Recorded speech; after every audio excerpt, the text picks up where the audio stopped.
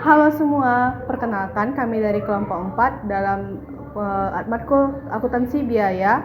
Di sini kami akan menjelaskan direct costing dan full costing. Sebelum kita masuk ke materinya, kami akan memperkenalkan diri kami dulu. Perkenalkan, nama saya Yosa Brigita Caroline Simamora. Saya Esra Siburian. Saya Dedek Paskalia Semorang.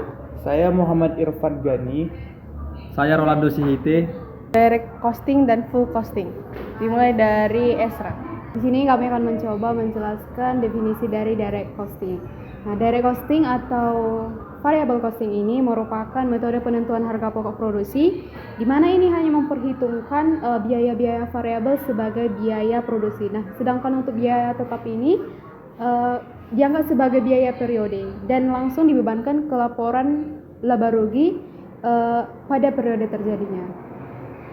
Nah, selanjutnya kami akan memperjelaskan apa sih perbedaan full costing dan juga direct costing. Nah, perbedaan utama antara direct costing dan full costing ada pada cara memperlakukan biaya tetap. Dalam full costing, semua biaya produksi, baik yang tetap maupun harga variabel, dimasukkan ke harga pokok produksinya. Sedangkan dalam direct costing, hanya biaya variabel yang dihitung dalam biaya produksi. Biaya tetap langsung dibebankan ke laporan laba ruginya. Supaya lebih jelas, kita pakai contoh sederhana ya teman-teman. Misalnya, perusahaan memproduksi 100 unit meja.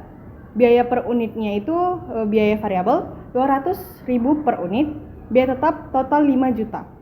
Nah, kalau kita pakai full costing, biaya tetap akan dibagi ke semua unit. Jadi, harga pokok per unit sama dengan 200.000 tambah 5 juta dibagi 100. Itu di 5 jutanya dibagi 100 ya teman-teman.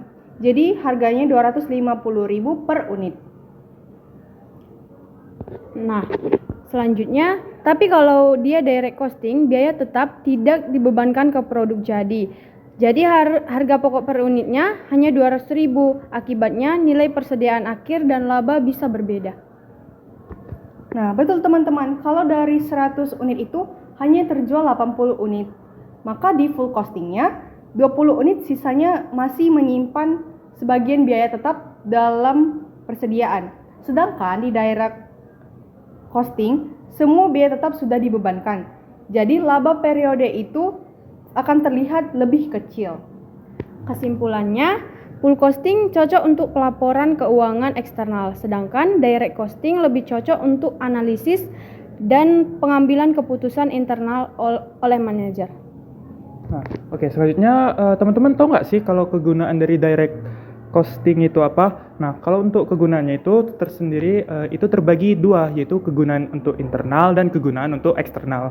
Kalau untuk kegunaan internal sendiri itu adalah untuk memanfaatkan direct costing di dalam perusahaan oleh manajemen untuk tujuan perencanaan, untuk pengendalian dan pengendalian keputusan. Nah, untuk kegunaan dari internal itu tersendiri tuh contohnya tuh untuk meliputi perencanaan dan pengendalian biaya, yaitu manajemen dapat memisahkan biaya tetap dan biaya variabel untuk mengetahui efisiensi penggunaan sumber daya yang dimiliki. Lalu yang kedua yaitu untuk menentukan harga jual minimum.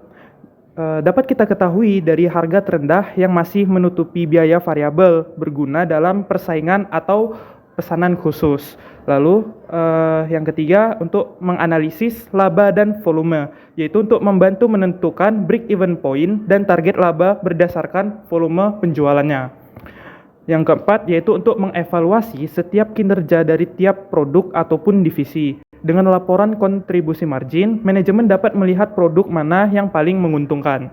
Lalu yang terakhir untuk kegunaan internalnya itu yaitu untuk mendukung keputusan dari jangka pendek perusahaan. Misalnya seperti kita menerima pesanan tambahan, menghentikan produksi, atau menggantikan bahan baku. Lalu yang kedua yaitu untuk kegunaan eksternal dari direct costing itu tersendiri. Nah, kegunaan eksternal ini berkaitan dengan pemanfaatan informasi direct costing oleh pihak luar perusahaan. Contohnya tuh kayak investor, kreditor, bank, ataupun pemerintah. Nah, untuk kegunaan eksternalnya itu sendiri, itu meliputi yang pertama yaitu untuk memberikan gambaran tentang efisiensi operasional. Nah, pihak luar dapat melihat seberapa efektif perusahaan mengelola biaya variabel dalam menghasilkan laba perusahaan. Lalu yang kedua yaitu sebagai informasi tambahan bagi investor maupun kreditor. Ya, jadi itu tadi dapat membantu menilai stabilitas margin kontribusi dan kemampuan menutup biaya tetap. Nah, lalu kegunaan dari eksternal itu selanjutnya adalah mendukung dalam penyusunan kontrak atau negosiasi harga. Nah, informasi biaya variabel dapat digunakan sebagai dasar dalam menentukan harga kontrak jangka pendek ataupun tender. Lalu yang terakhir dalam kegunaan eksternal itu menunjukkan transparansi biaya dari produksi, yaitu menambah kepercayaan pihak luar terhadap pengelolaan biaya maupun perusahaan. Lanjut.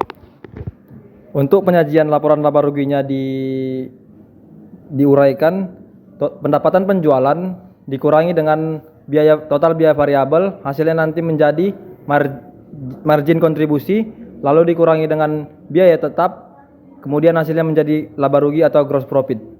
Baik teman-teman, sekian dari hasil video kami. Mohon maaf jika ada kesalahan kata dan tingkah laku yang ada di video ini. Terima kasih semua. Dadah. Dadah.